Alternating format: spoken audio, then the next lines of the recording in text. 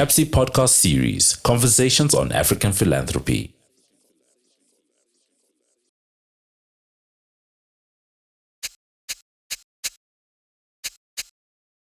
Hello, my name is Masego Madzwamuse. I am the host of the Adoye podcast series, season 2, that is part of our 2026 gathering, which is held in partnership with the Nawi Collective and the Center of African Philanthropy and Social Investment under the Adoye program. And we're bringing together a group of fabulous women, Pan-African feminists, 30 women who have come together for this writing retreat. And we are curating a space that recognizes writing as political work, storytelling as a site of healing, and community as essential to sustaining feminist thought and creativity on the continent. And through the podcast, you'll get to hear about the incredible work that the individuals who are part and who are participating in this year's retreat are involved in.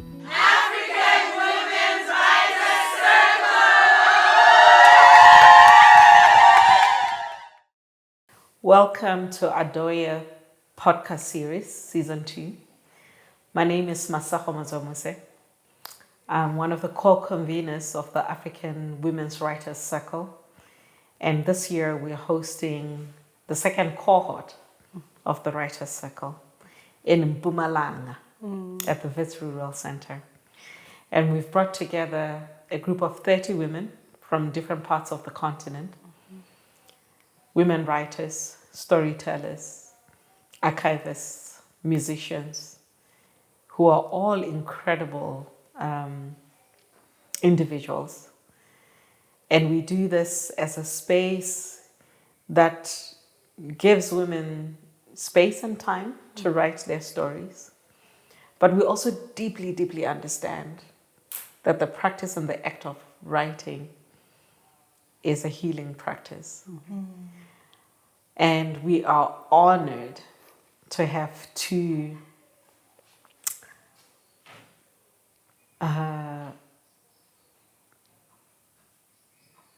wise women, medicine women, healers from our very own continent, holding the space for us and co-facilitating for us. And I don't want to take away from you introducing yourselves. So I am actually going to turn one of the questions that you gave to us and give it to you, gift it back to you, and ask you, Jude, to introduce yourself by telling us who you are and whose you are. Thank you. It's a deep introduction question. My name is Jude Clark. I am from the north coast sugarcane fields of KwaZulu-Natal, South Africa. I am from people who know contestation of land, of identity. I am from a line of women who are strong, who farm, who walk without a sway of the hips, but with a stride. Who can throw a rock very far across a field and knock you down if needs be. I'm from people carrying wounds and carrying gifts, and who have made me who I am. Thank you. Thank you. And you've been sharing the gift of who you are with us, helping us walk with straight backs. Yes. But also allowing the hunch when it needs to Sure. set in. Thank you, Jude, for introducing yourself. In the professional sense of training, they would call me a clinical psychologist. We have other phrases and terms for those fancy words. But yeah, thank you. Thank you, Jude. Nyamal. So, Jude, Shala Nyamal Biel, and then Yanene Tanab. Here, Mare Kwaneka, Canada Bombo.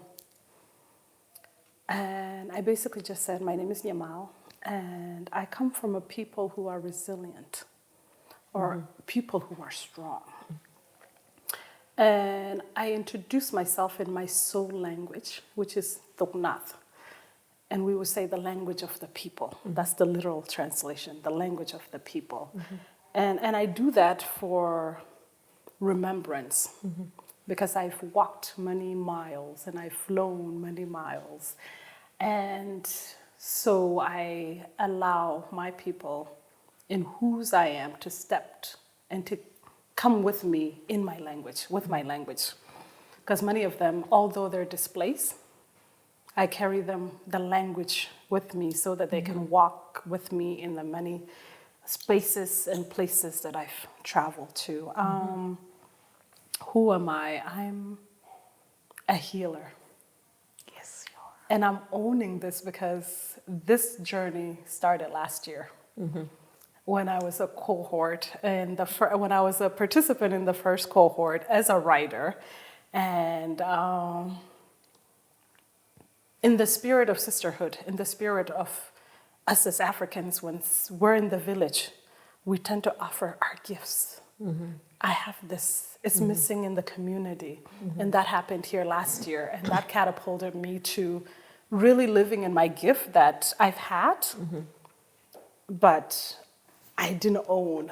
Yes. So I'm owning it this year in this space and saying that I'm a healer. And it's from a memory. It's ancient. Even sometimes I'm like, where is this coming from? Yes. Right? And so, and that's who and whose I'm becoming. Yeah. Thank you. That's so beautiful. And it's been so powerful to watch you own that and step into your calling. And most importantly, share the gifts. And that's the beauty of the space, is the women that have come together are in a way sharing, stepping into themselves and presenting themselves in all their glory, their beauty, the complexities, and not holding anything back. And that's been so important for the liberation that is needed to do the work and the job of writing that we do. I'm going to start with asking you a question that I've been asking all of our guests on the podcast, which is, there's so many writing retreats out there that we do, spaces that we gather around. And I'm curious as to what made you answer the call this particular moment, for this particular retreat? Starting with you, Jude, because I know you do a lot, and your own retreats have been on my bucket list forever. Masego, I must confess that after very spontaneously agreeing to be part of a facilitation co-holding space, I had FOMO when we asked to be a participant. It's like, I would also want to be writing. But I think what made me not even have to think about it for a long time is that there is a luxury and a magic and a specialness of getting a group of African women together in one place at one time for this multi-layered goal, you know. Because I know from my experience that although we're calling it a writing retreat, it's a relational healing work, that so much else is happening. And if there were women of who identify differently, who are non-African or non-black, or who were men, that there would be a very different dynamic around the outcome of writing. That writing almost becomes just one of the things that is happening in this space. And I love to be in that space because I receive every time I'm part of it. New things in me settle, new thoughts and ideas emerge, new emotions find their place in a way that no individual therapy or specific modality can do. It's the presence and the group. So I didn't have to think too long and too hard. Saying yes. Thank you, Jude. And I will come back to getting to hear a little bit more about these new themes that are coming up for you, and what is emerging as the week progresses. Sure.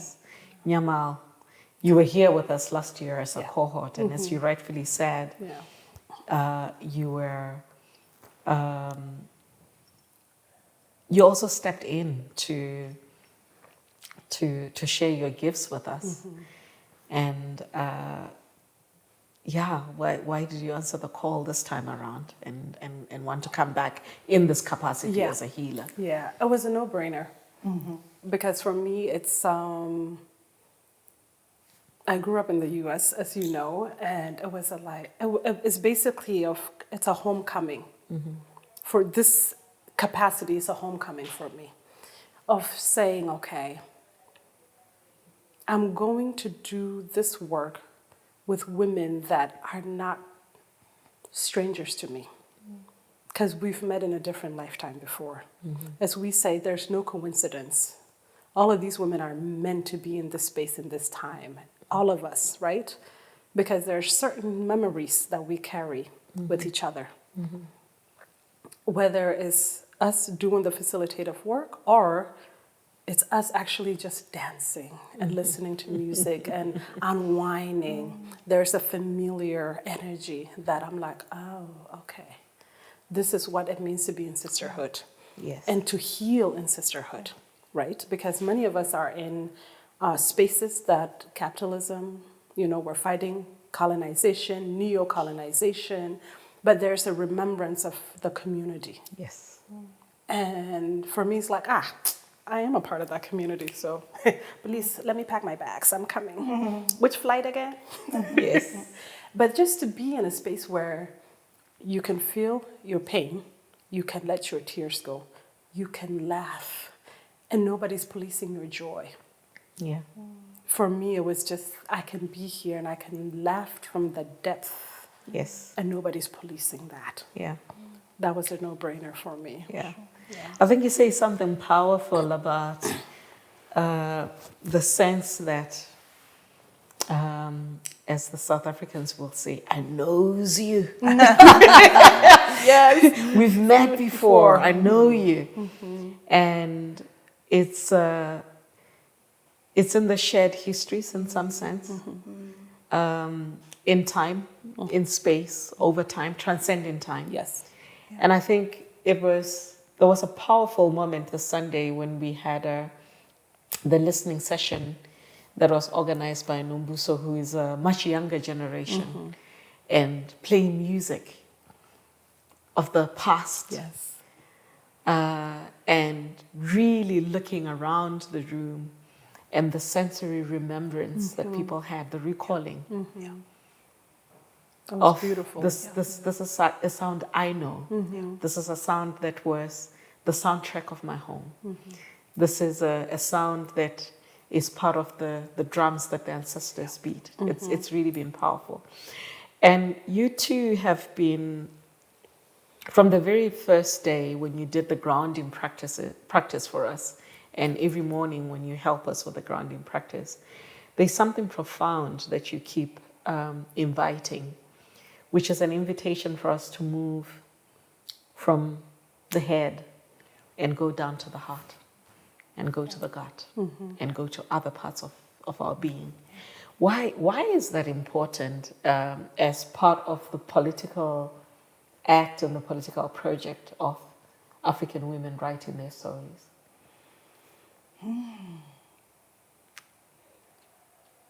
I think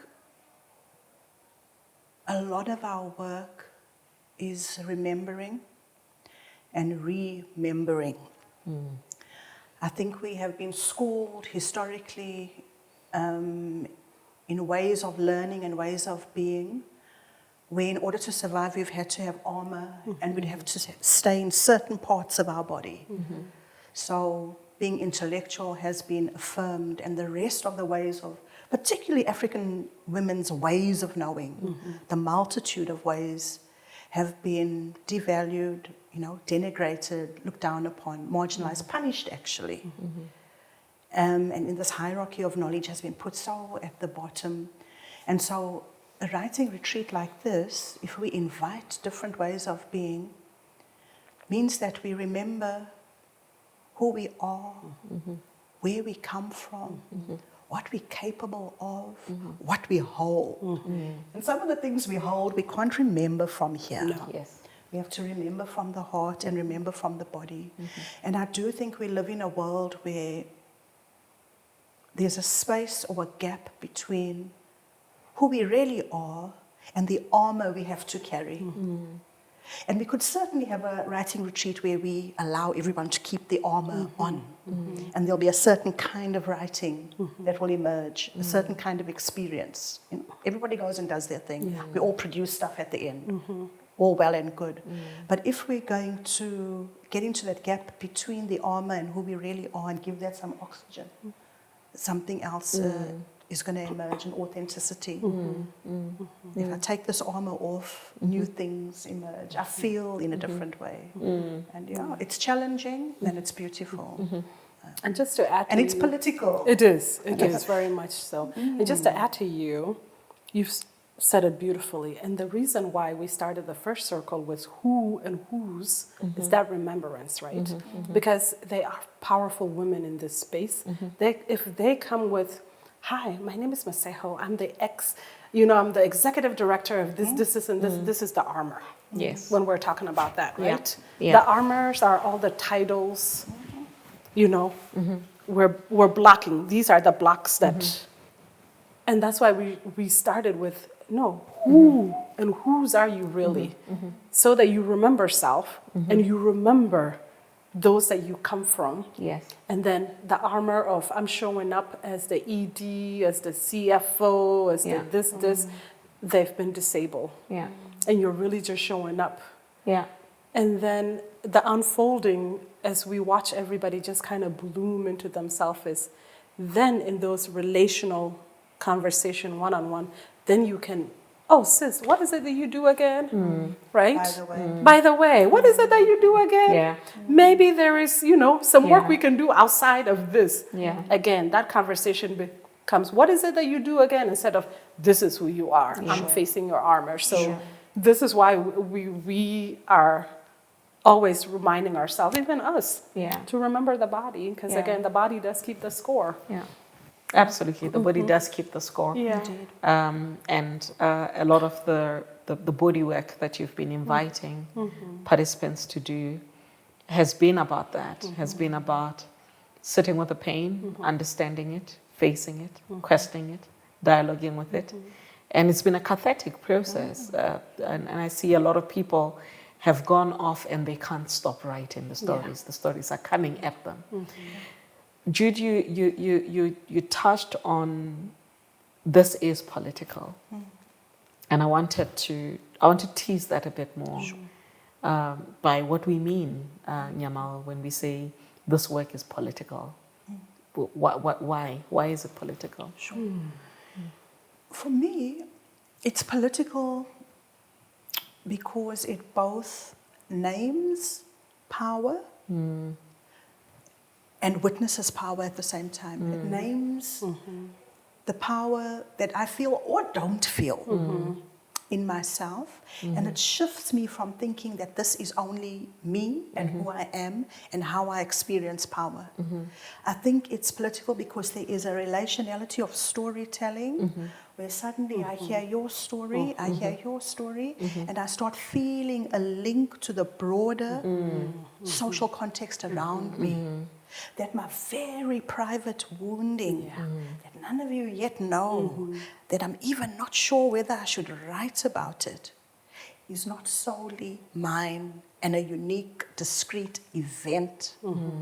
It is part of a whole broader system that has shaped that very private thing. So they're not the very old-standing feminist truism that the personal is political. You feel it, you experience it. As we see our lives, we think we're so different, even though we know we are all Africans. And we just start hearing echoes of the ways in which the world sees us, treats us, expects of us, and the ways in which we cope with that, bow down to it, respond to it, fight it and resist it and disrupt it. It breaks the isolation, and this is where the coalitions begin to emerge, right? The solidarity networks that we're seeing. But you're saying something powerful is in the realization when you actually pick up the patterns of harm, the patterns of marginalization, the patterns of exclusion, but also the potential of organizing that is beginning to emerge. That's where we get to regain the power. Absolutely. Nyamal.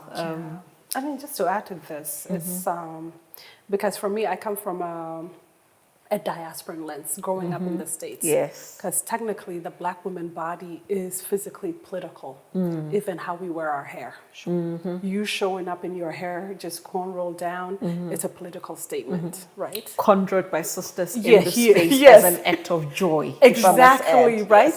That in itself is a political statement. So for me and the work that Jude and I are doing, it's really also telling the sisters how media has also shaped what your body should be and how your body is used as a weapon, right? And so being able to also invite yourself to fall in love with your body, right? And the work of really honoring the African woman body, because now it has been put on a shelf, right? In the States, having hips, big lips, you know, the Black features were discarded, but now they're being sold. And so again, it's seeing it from that market perspective of you're not a market. You're the original blueprint. So how do you remember that while, you know, silencing everything else? Because regardless how old we are as women, we always like, oh, you know, I'm bloated, you know, this doesn't fit right. And the media is also telling you, you have to be skinny, you have to be this, you have to be that. That also is showing up in our writing. How do you show grace? You know, so for me, I'm like, oof, this body, you survived COVID. Yes, it might be a role, but you survived COVID, right? So being able to honor your body in that sense, when it's being put on market, where, you know, if we're talking about the transatlantic slave trade, our bodies were put on the block and sold. That's how political it is. So how do we invite it back? Because regardless if we're continental African women, that history still, the memory, it still creeps up, and you'll be like, hey, where is this coming from, right? Like Jude said, naming it and sitting with it. And I said, okay, let me be gentle with it. Sure. You're getting us to a point where I wanted to get to, especially the point you make about naming it and facing it, is for somebody who might be listening and sitting with this question, but how? How? And you have been equipping us with techniques and rituals that have been part of the space. And I'm inviting you to share what you're comfortable to share in the space. But tips and techniques and rituals that are important for people to practice in order to excavate that memory, but also to settle their nervous system and to move to the heart space in a safe way. And safety has been one thing that you've all been emphasizing for us. Do you mind sharing what some of those practices are? I think the first step before the practices is we have a little bit of work to do in reminding ourselves that we hold the capacity to heal individually and collectively. I often see a lot of doubt and an outsourcing or an expectation of the outside. Tell me what to do, give me the solution, help me get better, help me heal. And I think it's a huge step to take to start owning our ability, capacity, that healing lies within me and I can do it. I think a lot of the things, another thing is separating the body, not separating the body, mind, and spirit. Yeah. So holding them all together. I would say, so I'm not giving technical things or practical things, Yeah. but it's making me think that a lot of the things our people did Yeah. as part of everyday life, we now see as very specific healing modalities, practices that regulate the nervous system, that bring you back into relation with yourself and with others. Things like Dancing. dancing, Yes. drumming, humming, Yes. singing, Yes. shaking, moving, sleeping, drinking water, Yep. swimming.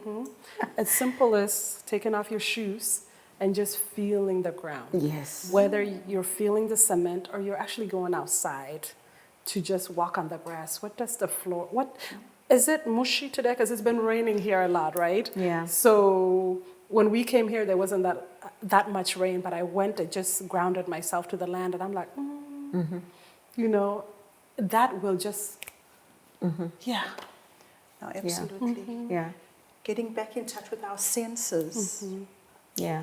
You know what they now call mindfulness. Yes. Yeah, and it's all pretty complex work as well, right? I mean, it's not straightforward. It's not easy. It's not always easy.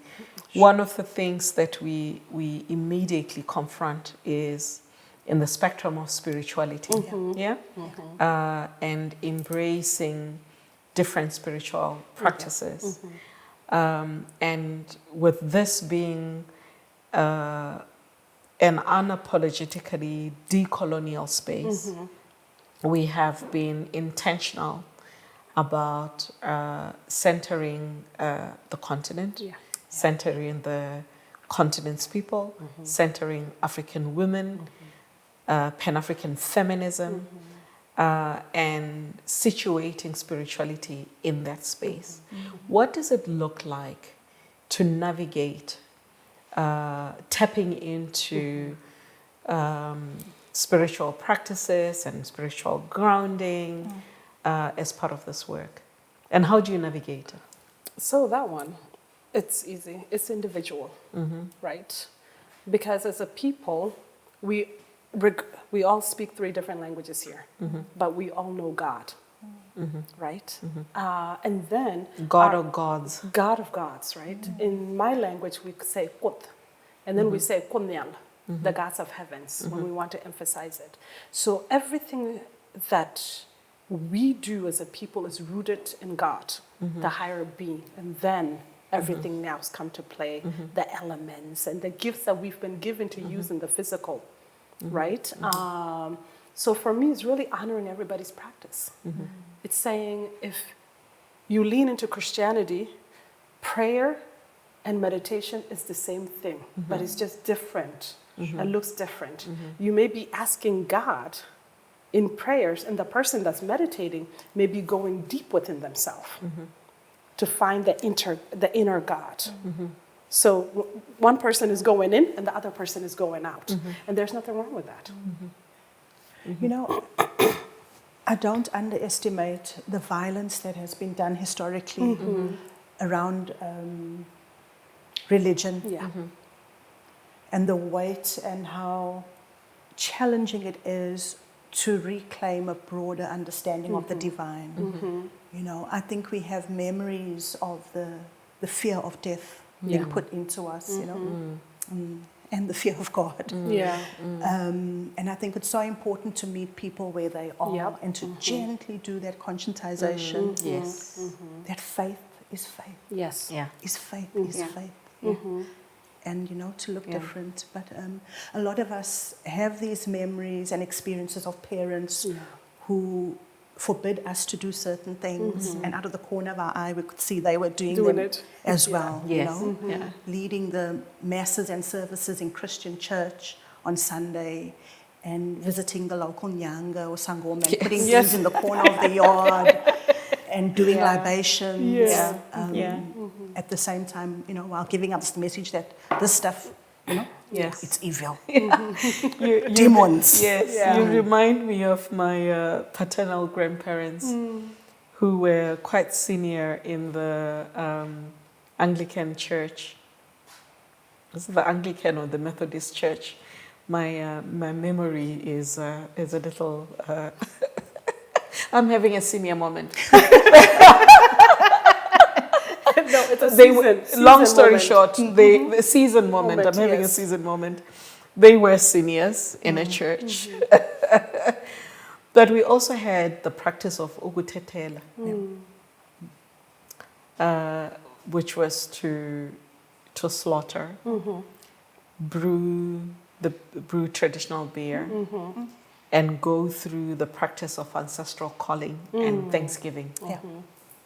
Those two coexisted. Yeah.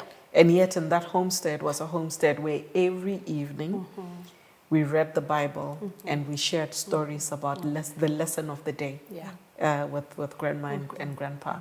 And the two Can well, exist. The two can coexist. But as you rightfully say, we can't underestimate the impact of and the violence and the impact of. I want to bring it back to writing, and why that process, the grounding, the checking in, including checking in to see where one is in terms of their spirituality is important as part of that practice of then leaning in to listen to and put on paper or whatever form music. Why is that important for storytelling, for writing, and for African feminists to tap into especially? I think because the writing project is looking for truths. Yes. And we've been told we Yes. mustn't bring our truths anywhere near the surface. Whoa. We've learned to refine, to remold. We know the seventh version of the truth Yes. to present. Yes. And we can write brilliantly Yes. without telling our truth and speaking our truth and the truth of how we experience the world. And I think once we can start witnessing truth, it's terrifying. Yes. It's scary. Yeah. You know, it's almost like taking the lid off a well and then the aroma, the water, the fear that you might drop in there and never come out, you know. And so the body needs to be convinced. I have to tell myself, I'm okay, I'm safe. Yes. This is not going to hurt me. Yes. I'm just bringing from the depths Yes. the truths that Yes. I've kept to myself so long. Yes. So long. Yeah, and I like that you lift the plurality of it. It's not the truth, but the truths. Yes. Right? Yeah. And when one is not centered and grounded, it's so easy to drown in the noise or not to hear the other narratives Yeah. and other stories that are waiting to be told. Because there's the truth of the pain. Yeah. There's the Yes. truth of the joy. Yes. There's the truth of my power that I'm dealing with right now, you know. It's not just one element of me. And so the pain can be overwhelming. The power can be overwhelming. So we prepare ourselves with each other as well. When I listen to you, something in me also gets emboldened, comforted, soothed. Yeah. So, Yeah. And I think for the faith element is that root. Yes. You know, we have a beautiful baobab tree here, and I could only imagine the roots. And, you know, and it's something that our young people don't have that root, right? Because of the violence and everything that has happened. So in this writing space, as much as we are here to hold you, to have a soft space when you're doing that, but you have to have that root. Yes. And that is the faith. Wherever you call it, that root has to be there so that when the feelings of joy, of tears, of anger, of when they're swaying you like this, Yeah. you're still anchored down here. Yes. And then that will, okay, I'm still anchored. Yeah. Although the wind is going, I have my sisters here that will make sure I don't go past here, right? So that's where that spirituality work comes into play. And like Jude said, we meet our sister where they're at. Yeah. And that is the practice of that has been packaged as mindfulness, right? And your invitation has been for us to tap into what we know, what we've been taught, what we might have forgotten, what is ours. Absolutely. What is ours, and that has been the most powerful thing.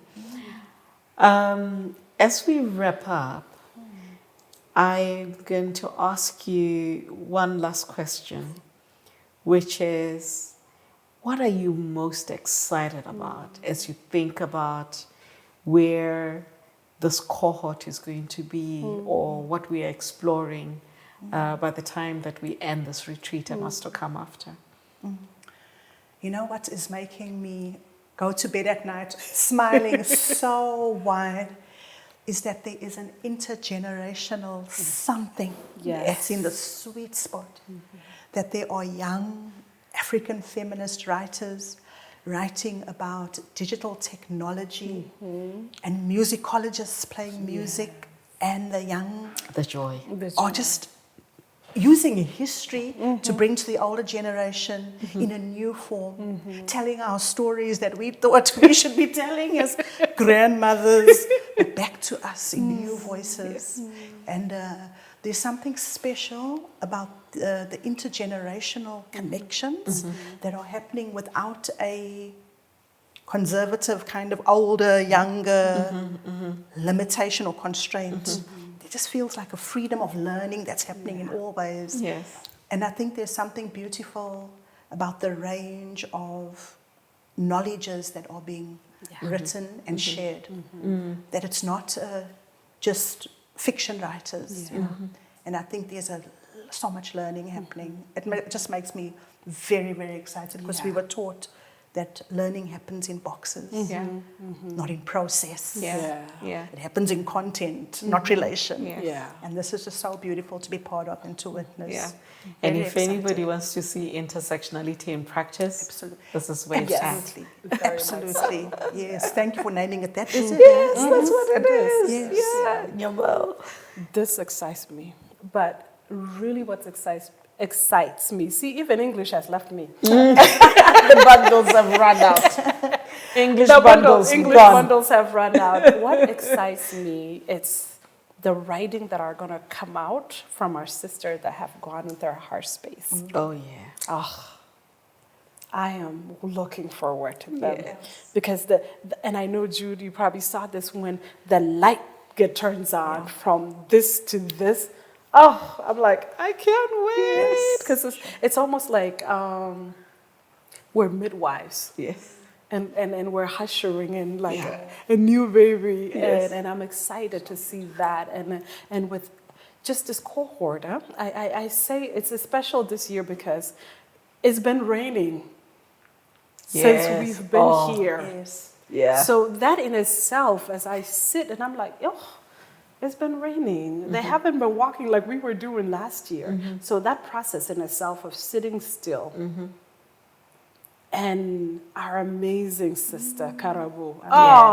Yes. And the way she's decolonizing sentences and making us go into our mother's tongue. I can't wait to read What comes on. writers and then adding like the flavor of the different, The sauce. the sauce. Indeed. The sauce. I'm just excited. Yeah. I'm excited. I said to one of the sisters, I look forward to her book launch, and when she does, I'll be that woman at the back, ululating. That's ours. And there has been a lot of ululating. Ladies, thank you so much for joining us today. Thank you. I was just been in conversation with Jude and with Nyamal. And once again, my name is Masego, and this is the Adoye podcast, series 2, brought to you by CAPSI and the Nawi Collective as part of the African Women's Writers Circle. Thank you for joining us. Thank you, Masego. Thank you. You've been listening to the CAPSI podcast series, Conversations on African Philanthropy.